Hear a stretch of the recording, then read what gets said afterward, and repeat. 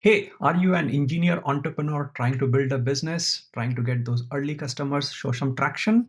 I have built a tool for you guys, DocE. This is the developer marketing platform. Let me show you how you can use this. So let's say you want to perform some outreach and you want to write some content to, talk about your stuff. So what we have done is we have given you an ability to download questions from Stack Overflow and then create content around them. What we have found is these questions are actually the best places to write engaging content which developers really like.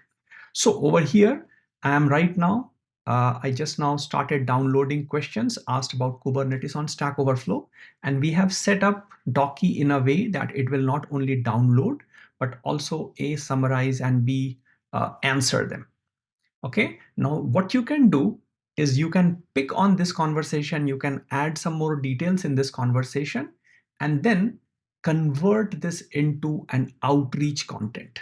A content that, so over here, okay, we didn't summarize. I didn't think I have the setting, but you can take this and then you can plug in any other knowledge of your product, your idea that you have, right? So what you can do is you can pick on the right conversation and then convert that into anything that you want. You can convert it into a blog, into an opinion article.